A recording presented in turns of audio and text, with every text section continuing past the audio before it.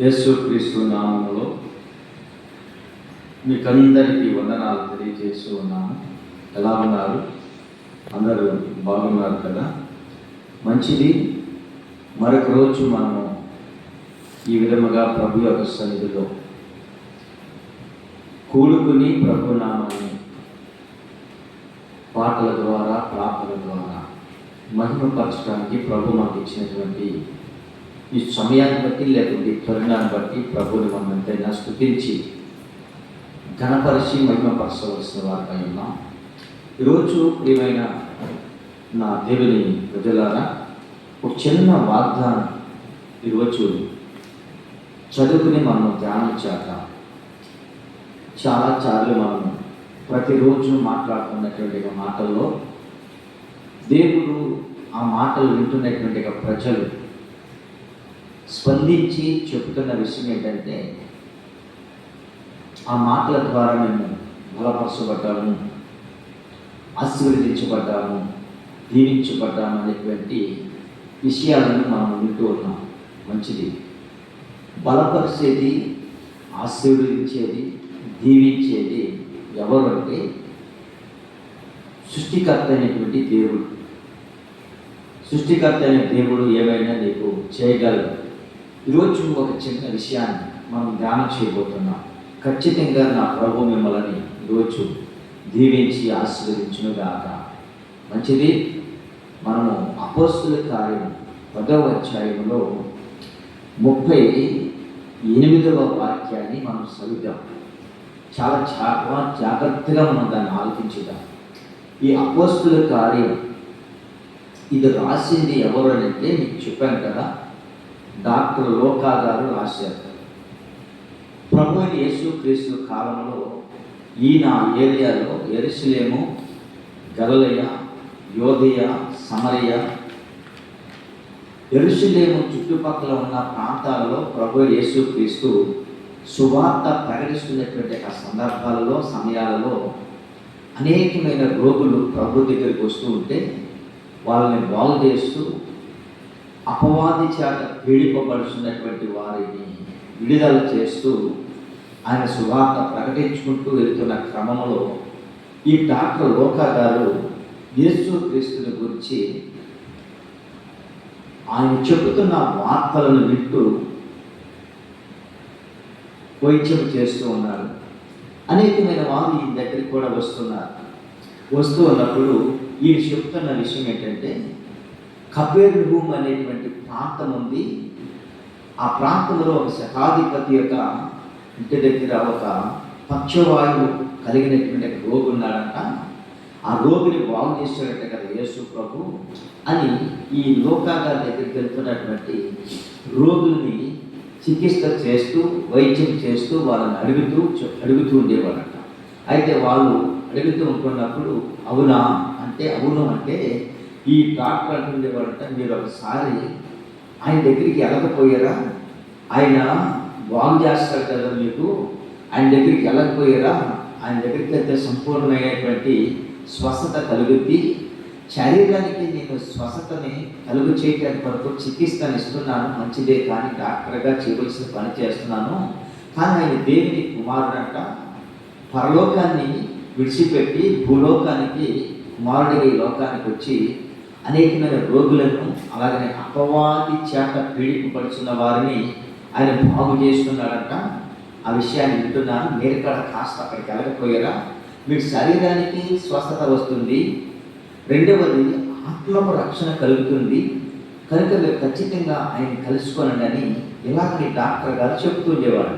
చూడండి ప్రియమైన నా దేవుని ప్రజల, డాక్టర్ అయ్యింది తన దగ్గరికి వస్తున్నటువంటి అనారోగ్య పరిస్థితిలో ఉన్నటువంటి వారిని ఆయన వైద్యం చేస్తూ ఈ విషయాలని ఆయన వింటున్నటువంటి దాని సందర్భాన్ని బట్టి ఆ ప్రజలని అక్కడికి వెళ్ళమని చెప్పుకుండేవాడు. సరే, మంచిది. చూడండి, ఎవరైనా డాక్టర్ దగ్గరికి వైద్యులు వెళుతున్నప్పుడు వైద్యం చేయించుకోవడానికి చాలా బాగా వస్తున్నారు కదా, వీళ్ళని అక్కడికి పంపిస్తే నాకు ఎలాగైనా అనుకోలేదు. కానీ ఆ డాక్టర్ గారు ఎందుకని అలాగ అక్కడికి పంపిస్తున్నాడు, వెళ్ళమని చెప్తున్నాడంటే, ఖచ్చితంగా దేవుడు చేసేటువంటి కార్యము అంటే మనము చేస్తున్నటువంటిది శరీరానికి మాత్రమే స్వస్థత ఇవ్వగలమేమో, కానీ లోపల ఆత్మకు రక్షణ కలుగజేసేది ఎవరంటే ప్రభు అయిన యేసుక్రీస్తుని గుర్తించి ప్రభు యేసుక్రీస్తుని గురించిన ఆ విషయాలు తెలుసుకొని అక్కడికి పంపిస్తూ ఉండేవాడంట. నిజంగా అందుకనే ఈయన 2 పుస్తకాలు రాసినట్లుగా మనం చూస్తున్నాం. ఒకటి లోకాసు సువార్త, రెండవది అపోస్తలుల కార్యం. చరిత్ర ప్రకారంగా ఈ 2 పుస్తకాలు డాక్టర్ గారే రాశారు. కాలగమనాన కొంతకాలానికి డాక్టర్ జాబ్ కూడా మానేశాడంటే ఈయన. మానేసి అపోస్తలుడైన పౌలుని వెంబడిస్తుండేవాడంట. అపోస్తలుడైన పౌలు ఈయన కలిసి సువార్త కూడా చేస్తున్నట్లుగా కూడా కొన్ని లేఖనాల్లో సందర్భాల్లో మనం చూస్తూ ఉంటాం. ప్రియమైన నా దేవుని పెద్దలారా, ఈరోజు ఎందుకు ఈ విషయాన్ని నేను మీకు జ్ఞాపకం చేస్తున్నానంటే, యేసు క్రీస్తు చేస్తున్నటువంటి అద్భుతమైన కార్యాలు, ఆశ్చర్యమైన కార్యాలు, సూచక క్రియలు, మహత్య కార్యములు, లేని వాటిని ఉన్నవాటిని లేని వాటిగా చేయగలిగినటువంటి ఆ సర్వాధికారి జీవాధిపతి అని యేసుని గురించిన వార్త మీరు ఎందుకు తెలియచేయలేకపోతున్నారు?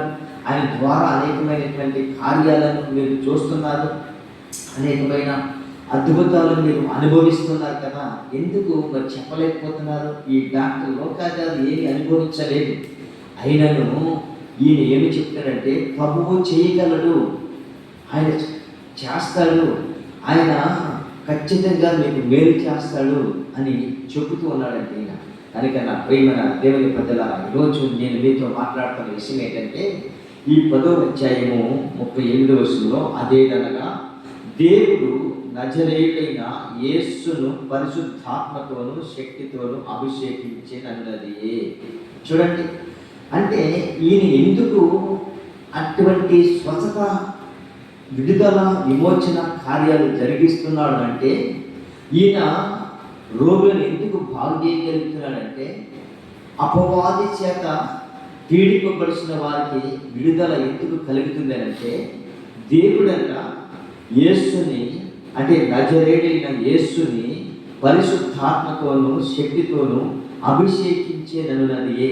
అంటే పరిశుద్ధాత్మతోను శక్తితోను అభిషేకించాడు. దేవునికి మహిమ కలుగుగాక.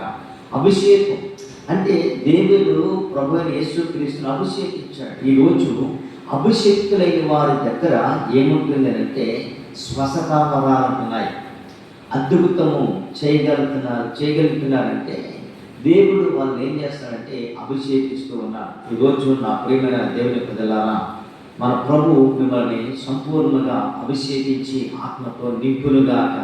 అట్టి కృపచేత మీరు అందరూ బలపరచబడుదురుగాక. అట్టి కృపచేత మీరు నింపబడుదురుగాక. కృప వెంబడి కృపను మీరు అనుభవించుదురుగాక. కృపలో మీరు అనుభవించుదురుగాక. అయితే ఇక్కడ అంటున్నాడు, అదేదనగా దేవుడు నజరేయుడైన యేసును పరిశుద్ధాత్మతోను శక్తితోను అభిషేకించునన్నది. అంతేకాదు, ఎప్పుడైతే దేవుడు ఆయనకు అభిషేకించాడో జరుగుతున్న విషయం ఏంటంటే, ఆ రోజు నుంచి దేవుడు ఆయనకి తోడై ఉన్నాడంట. దేవునికి స్తోత్రం కలుగాక.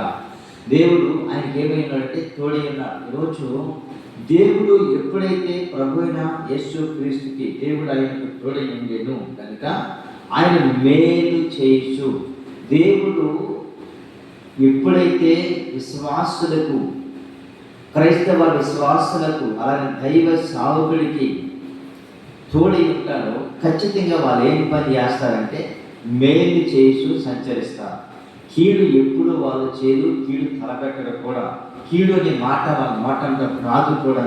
ఇక్కడ దేవుడు ఎప్పుడైతే ఈ ప్రభు అయినటువంటి యేసుక్రీస్తుకి తోడై ఉన్నాడో జరుగుతున్న విషయం ఏంటంటే ఆయన మేలు చేస్తూ అపవాది చేత, చూడండి, మేలు చేస్తూ అపవాది చేత పీడింపబడిన వారందరినీ కూడా ఆయన స్వస్థపరుస్తూ ఉన్నాడు. దేవునికి మహిమ కలుగుగాక.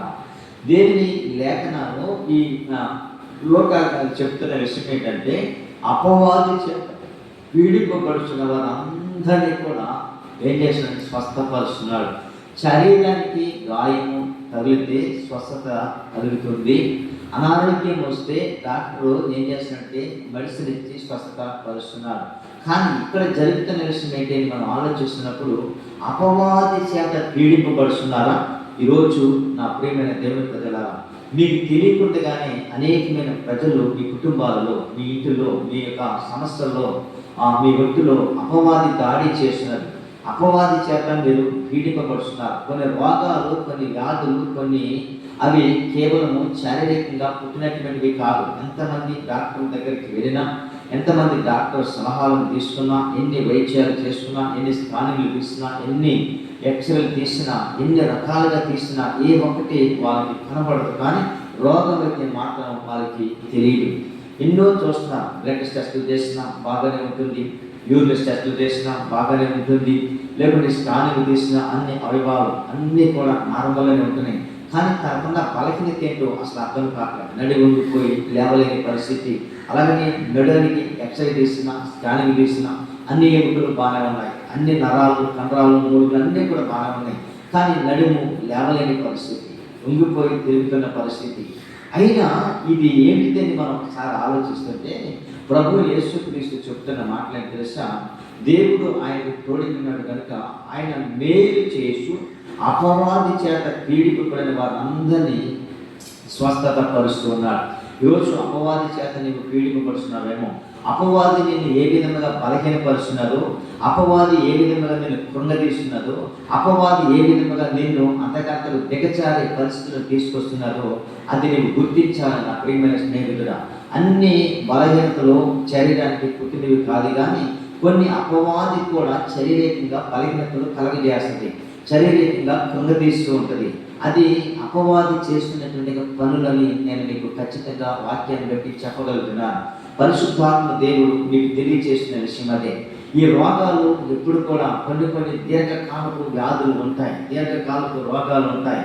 ఆ దీర్ఘకాలపు వ్యాధులు, ఆ రోగాలు ఎన్ని మందులు వేసినా, ఎంతమంది డాక్టర్ల దగ్గరికి వెళ్ళినా వాటి చికిత్స దొరకదు. వాటి విషయంలో ఎంత మాత్రం వారు బలహీనత నుంచి విడిపించబడలేరు, బయటపడలేరు. ఏంటంటే వాళ్ళని బలహీనపరిచేది, వాళ్ళని కృంగదీసేది, వాళ్ళని నాశనానికి నడిపించేది, వాళ్ళ శాపానికి నడిపించేది, వాళ్ళకి అప్పులు ఊబులోనికి తీసుకెళ్ళి దించేసేది, వాళ్ళ నాశనకరమైన జిగటగల దొంగ ఊబులోనికి తోసేసేది ఏంటిదంటే అపవాది. కనుక ప్రియమైన దేవుని ప్రజలారా, అపవాది చేత పీడింపబడుతున్న వారందరినీ కూడా ఏం చేస్తున్నాడు అంటే స్వస్థత పరుస్తూ ఉన్నాడు, స్వస్థపరుస్తూ సంచరిస్తున్నాడు. ఆ ప్రియమైన దేవుని ప్రజలారా, ఈ సంచరించుతున్న ఈ సమయంలోనే సమాజ మందిరంలోనికి వెళ్ళాడండి. ఎక్కడికి వెళ్ళాడంటే ఈ సంచరించుతున్నటువంటి సమయంలోనే సమాజ మందిరంలోకి వెళ్ళి అధికారము కలిగిన వాడిగా దేవుని యొక్క వాక్యాన్ని బోధిస్తూ ఉన్నాడు. నా ప్రియమైన దేవుని ప్రజలారా, మీరు చాలా జాగ్రత్తగా ఆలోచించండి. దేవుని యొక్క వాక్యంలో ఈరోజు మిమ్మల్ని స్వస్థపరచబోతున్నాడు. దేవుడు మంచి ఆరోగ్యాన్ని మీకు అనుగ్రహించబోతున్నాడు. మీ దేహానికి, అలాగే మీ ఆత్మకు, శరీరానికి కలుగుతున్న సమస్త కర్మస్మ నుంచి ఆ ప్రభు స్వస్థపరిచి బాగు చేయబోతున్నాడు. ఖచ్చితంగా నీకున్న బలహీనత అది ఒకవేళ సంవత్సరాల తరబడి ఉండొచ్చేమో, కనీసము బైబిల్ గ్రంథంలో చాలా సంవత్సరాల నుంచి తరబడి వ్యాధిగ్రస్తులు ఉన్నారు. కానీ ప్రభు కాలంలో ఖచ్చితంగా వారికి ఏమి కలిగిందంటే ఆయన అపవాది చేత పీడింపబడుతున్న వారందరినీ కూడా స్వస్థపరచుచు సంచరించుచు తిరుగుతున్నాడు. ఆయన ఈరోజు ఆ ప్రభు మీ మధ్యలో సంచరించును గాక, మీ కుటుంబాల్లో సంచరించును గాక, మీ జీవితాల్లో సంచరించును గాక, మీరు చేస్తున్న వ్యాపారంలో సంచరించును గాక. ఆయన సంచరించడం అంటే ఆయన మీ మధ్యలో నివసిస్తున్నాడు. ఖచ్చితంగా మీ మధ్యలో ఆయన నివసించునుగాక, మీ కుటుంబాల్లో నివసించునుగాక, మీ జీవితాల్లో ఆయన నివసించునుగాక. ఆయన నివసించడానికి, సంచరించడానికి కనుక కాస్త మీరు అవకాశం ఇస్తే ఖచ్చితంగా మీ లోనికి, మీ లోపలికి, మీ పైకి రావడానికి నా ప్రభు ఇష్టపడుతున్నారు. ఖచ్చితంగా నా ప్రభు ఇష్టపడుతున్న ఈ సమయంలో దేవుని కనుక ఆహ్వానిస్తే ఖచ్చితంగా ఆయన వస్తే తెలుస్తున్న విషయం తెలుసా, అద్భుతం జరగబోతుంది, ఆశ్చర్యమైన కార్యాలు ప్రభు చేయబోతున్నాడు. అటువంటి కార్యాలను నువ్వు చూడగలిగితే కనులారా, ఖచ్చితంగా నా ప్రభుకి పక్షపాతం లేదు కనుక, పక్షపాతం లేనివాడు కనుక ఆయన మేలు చేస్తూ సంచరిస్తున్నాడు. ఆయన మేలు చేసేవాడు. ఎలాంటి మేలు చేస్తున్నాడు తెలుసా? కొన్ని సంవత్సరాల క్రితం నుంచి ఆ యొక్క రోగం చేత బాధింపబడుతున్న వారికి విడుదల కలుగజేస్తున్నాడు. కొన్ని సంవత్సరాల నుంచి వ్యాధిగ్రస్తునిగా మిగిలిపోయి నడవలేని పరిస్థితిలో ఉన్నటువంటి వారిని వాళ్ళకి మేలు చేస్తూ సంచరిస్తున్నాడు. ఈరోజు దేవుని యొక్క వాక్యంలో చిన్న విషయాన్ని నేను మీకు జ్ఞాపకం చేస్తాను. విశ్రాంతి దినమున ఆయన ఒక సమాజ మందిరంలో బోధిస్తున్నప్పుడు అనేటువంటి వాక్యాన్ని మనం చూస్తున్నాం. ఆయన విశ్రాంతి దినంలో ఒక సమాజ మందిరంలోకి వెళ్ళాడు ప్రభువు యేసుక్రీస్తు. ఎందుకు వెళ్ళాడు అంటే ఆ మందిరంలో సంచరించడానికి వెళ్ళాడు. దేవుని ఆత్మ ఎక్కడైతే సంచరిస్తున్నదో, దేవుని ఆత్మ ఎక్కడైతే అలాడుచున్నదో, పరిశుద్ధాత్మ దేవుడు ఎక్కడైతే బహుగా పనిచేయడానికి ఇష్టపడుతున్నాడో అక్కడ ఖచ్చితంగా మేలు కనుక జరుగుతూనే ఉంటుంది. నీ కుటుంబాల్లో దేవుడు మేలు చేయనుగా, మీ జీవితాల్లో దేవుడు మేలు చేయనుగా, మీ కుటుంబాల్లో, మీ ఇంటిలో, అలాగనే మీ బిడ్డల పట్ల, మీ ప్రయాణం పట్ల దేవుడు మేలు చేయనుగాక. విశ్రాంతి దినము అసలు వాస్తవానికి శాస్త్రంలో పరిచయం చదువుకేది విశ్రాంతి దినమున సమాజ మందిరంలో వాక్యాన్ని బోధించవచ్చు, వాక్యాన్ని ప్రకటించవచ్చు, సువార్త చెప్పవచ్చు, కానీ రోగులను మాత్రం బాగు చేయకూడదు. అది వాళ్ళకి ఉన్నటువంటి యొక్క కట్టడే. ఇదేంటో మరి అసలు అర్థం కాదు. ఆ రోగి ఆ రోగముతో సావాలేమో, ఆ రోగి ఆ రోగముతో అలాగనే నేర్చెల్లిపోయి, చెమ్మచెల్లిపోయి, చోలిపోయి, కుంగిపోయి, బలహీనపడిపోయి అలా నేర్చెల్లిపోయి చచ్చిపోవటం వాళ్ళకి ఇష్టమేమో, కానీ బాగు చేయటం వాళ్ళకి ఇష్టం ఉండేది కాదు. ఎందుకంటే మనం ఆ యొక్క వ్యక్తిస్త కొన్నిటి దగ్గర బాగు చేసినటువంటి వ్యక్తి కూడా అది కూడా విశ్రాంతి జరిగేదని మనం అక్కడ చూస్తాం. ఇక్కడ కూడా విశ్రాంతి జరిగే. విశ్రాంతి దినము దేవుని సువార్త ప్రకటించవచ్చు, బోధించవచ్చు, కానీ ఒక రోగిని మాత్రం బాగు చేయకూడదు. అదొక శాస్త్రం, లేకపోతే అదొక విధి, అదొక కట్టడి, అదొక మరి ఆ యొక్క ఆజ్ఞ, అది అలాగే దారి చేయబడి ఉన్నది. కానీ ప్రభువు యేసుక్రీస్తు మాత్రం అదే విశ్రాంతి దినమున అనేకమైనటువంటి ప్రజలని బాగు చేస్తున్నాడు. ఎలా తెలుసా? ఆయన మేలు చేస్తూ సంచరిస్తూ ఉన్నాడు. ఆయన మేలు చేస్తూ సంచరిస్తూ అపవాది చేత పీడింపబడుతున్న వారందరినీ కూడా స్వస్థపరుస్తూ సంచరిస్తున్నాడు. ఈరోజు నా ప్రభు మిమ్మల్ని స్వస్థపరిచి మంచి ఆరోగ్యాలను అనుగ్రహించునుగాక, ప్రపంచాత్మలో నింపబడునుగాక. విశ్రాంతి దినమున ఆయన ఒక సమాజ మందిరంలో బోధించుతున్నప్పుడు 18 ఏళ్ల నుండి బలహీన పరుచు దయ్యములు అంటున్నాడు.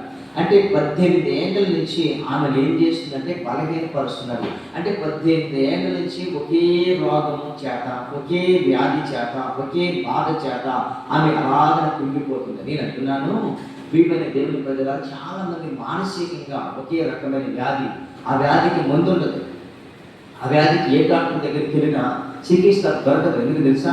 మానసికమైన వ్యాధి అది. అది మనోవ్యాధులతో కలిగినటువంటి వ్యాధి. ఎందుకంటే మానసికంగా ఒత్తిడికి గురైపోయి అలానే కృంగిపోతుంటారు, బలహీన పడిపోతుంటారు. అలాగే వాళ్ళకి నెమ్మది లేకుండా, సంతోషం లేకుండా, ఆనందం లేకుండా ఎవరు ఆ సమాజ మందిరంలోనికి వెళ్ళి దేవుని కుమారుని యేసుక్రీస్తు వాక్యాన్ని బోధిస్తున్నాడు. అదే సమాజ మందిరంలో ఉన్నది ఆమె కూడా. అంటే మీరు బాగా అర్థం చేసుకోవాలి. సమాజ మందిరానికి వెళ్ళే వారిలోనే ఏముంటుంది అంటే దైవ ఆత్మ ఉంటుంది, దైవ ఆత్మ ఉంటుంది. వాళ్ళని ఎంత మాత్రం కూడాను బలహీనపరిచేటువంటి దురాత్మ ఉంటుంది, కృంగదీసే దురాత్మ ఉంటుంది. వాళ్ళు ఎప్పుడు కూడా పైకి లేవలేనటువంటి దురాత్మ కృంగదీస్తుంది. అంటే ఏంటిది? వీళ్ళు చక్కగా నిలవబడి నడవలేనటువంటి ఆత్మ వాళ్ళని ఏం చేస్తుంది? కృంగదీస్తుందంటే నిలవబడలేకపోవడం అంటే దేవుని కృపలో నిలబడలేనికుండా కృంగదీస్తూ ఉంటుంది.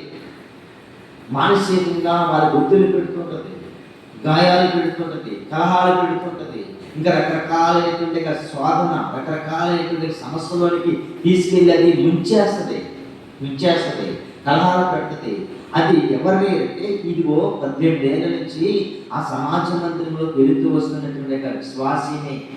ఈరోజు కూడా చాలా మంది సంవత్సరాల తరబడి దేవుని మందిరానికి వెళుతూ వస్తున్నటువంటి వారిలో కూడా కొన్ని దురాత్మలు ఉన్నాయి. కానీ అది వాళ్ళకి తెలియదు, అది వాళ్ళకి అర్థం కాదు. వారిని ప్రేరేపించేది, వాళ్ళని బలహీనపరిచేది, వాళ్ళ కలహాలను రేపేది, వాళ్ళ యుద్ధాలను రేపేది, వాళ్ళకి కొండదీసి బలహీనపరిచేది, అప్పుల చేత బాధ పెట్టేది, అప్పుల్లోనికి దించేసేది, ఊపుల్లోనికి దించేసేది, ఇది చక్కగా నిలవబడలేకుండా చేసేది ఏంటంటే అది దురాత్మ, దైవం. అది అర్థం కాలే. ఆ సమాజ మందిరంలో ఉన్నారు కానీ వాళ్ళకి అది అర్థం కాలే. కానీ ప్రభువుని యేసుక్రీస్తు మాత్రం అది గుర్తించాడు.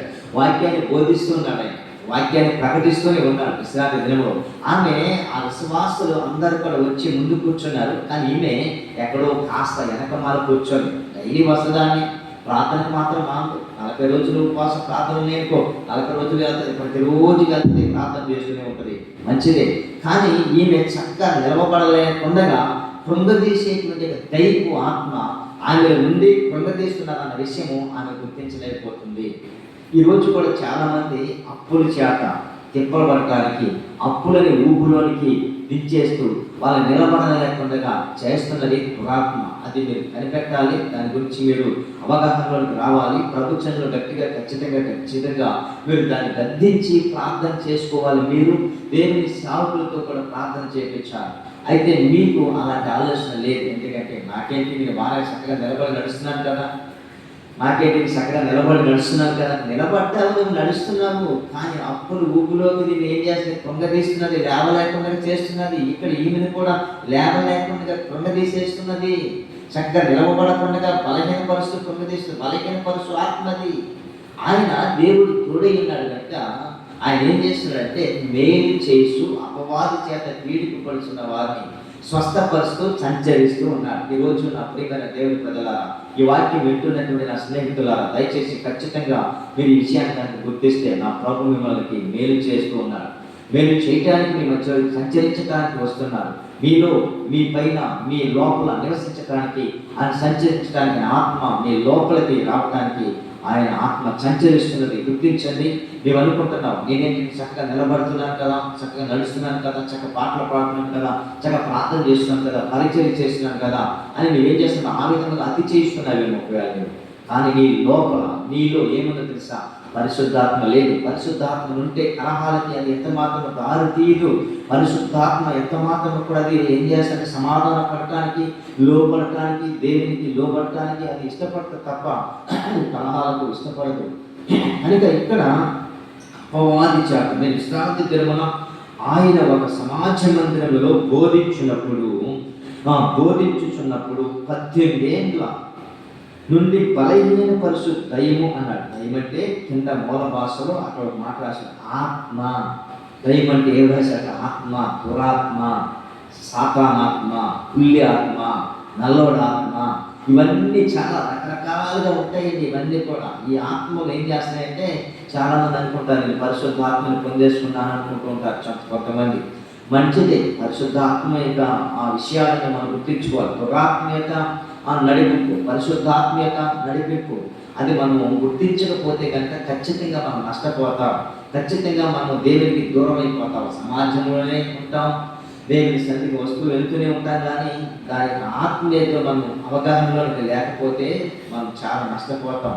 కళలు ఉన్నాయి, దర్శనాలు ఉన్నాయి, ప్రవచనాలు ఉన్నాయి, స్వస్థవరాలు ఉన్నాయి, కృపావరాలు ఉన్నాయి. దీని ఏకిటి నేను విరోధం కాదు, అన్నీ ఉన్నాయి.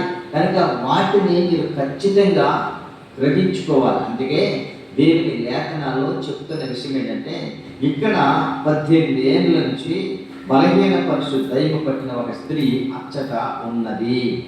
అంటే ఆ సమాజ మందిరంలోనికి వచ్చింది, వెనక మాల కూర్చుంది, లేకపోతే ప్రార్థన చేసుకుంటుంది.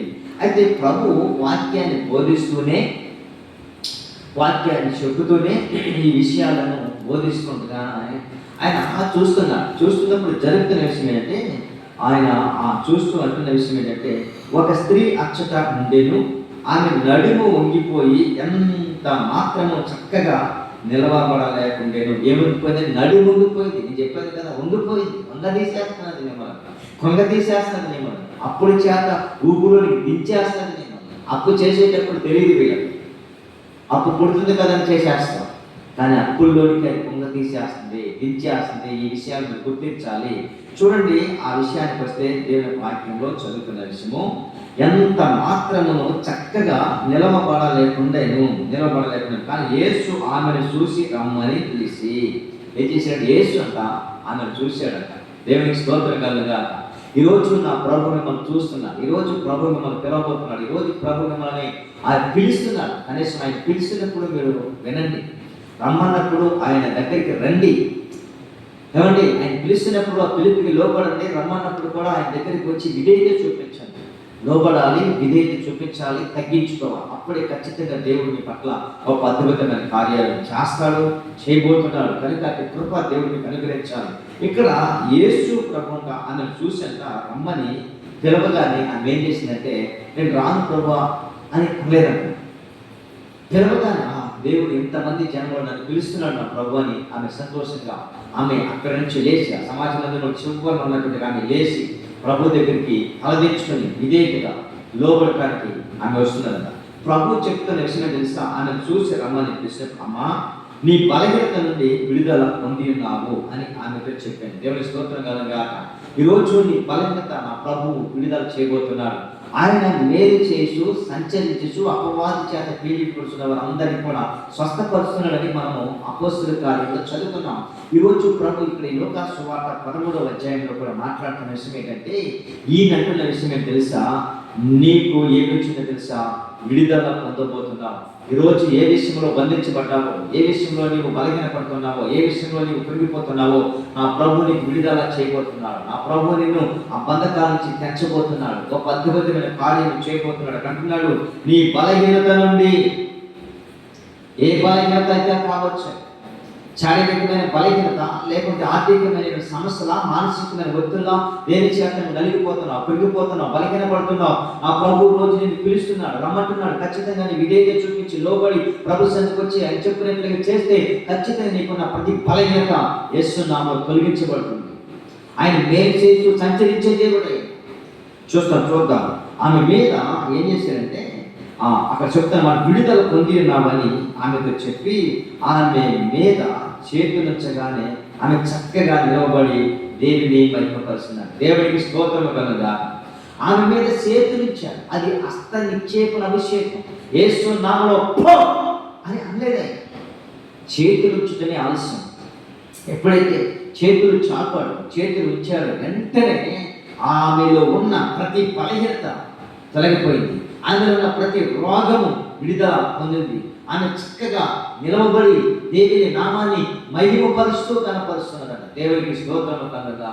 ఈరోజు మనము ఇలాంటి అద్భుతమైన కార్యాలు ఎందుకు చేయలేకపోతున్నామో ఆ చిన్న విషయాన్ని నేను మీకు జ్ఞాపకం చేసి ముగిస్తాను. ఎందుకు తెలుసా, ప్రభు యొక్క వాక్యంలో మనం చూస్తున్నాం. ఏమన్నాడంటే, దేవుడు నజరేయుడైన యేసును పరిశుద్ధాత్మతోను శక్తితోను అభిషేకించాడు. అది ప్రభు యేసుక్రీస్తు ఎందుకో దేవుడు ఆయన ద్వారా అద్భుతమైన కార్యాలు జరిగిస్తున్నాడంటే పరిశుద్ధాత్మతోను శక్తితోను అభిషేకించాడు. ఈరోజు పరిశుద్ధాత్మ యొక్క అభిషేకం అంటే శక్తి, అభిషేకము, పరిశుద్ధాత్మ యొక్క నింపుదల లేకపోవటం వలనే, పరిశుద్ధాత్మ యొక్క నింపుదల లేకపోవటం వలన, పరిశుద్ధాత్మ యొక్క అభిషేకము శక్తిని మనం పొందుకోకపోవడం ద్వారా మనం ఏం చేస్తామంటే చాలా ప్రయాసపడుతున్నాం దేవుని పనిలో, కానీ అది కార్యాలు జరగట్లేదు. ఎప్పుడైతే పరిశుద్ధాత్మతోనూ శక్తితోనూ మనం అభిషేకించాడో ప్రభు, కాస్త కోస్త ప్రభు కంటే గొప్ప ఘనమైన కార్యాలు ప్రభు ద్వారా మనం కూడా చేయగలుగుతాం. ఎప్పుడంటే పరిశుద్ధాత్మ శక్తి చేత నింపబడాలి. నీవు పరిశుద్ధాత్మలో నీవు పరవశించాలి. పరిశుద్ధాత్మ శక్తి చేత నీవు అభిషేకించబడుతున్నప్పుడు ఖచ్చితంగా దేవుడు నీ ద్వారా కూడా అట్టి గొప్ప అద్భుతమైన కార్యాలు జరిగించునుగాక.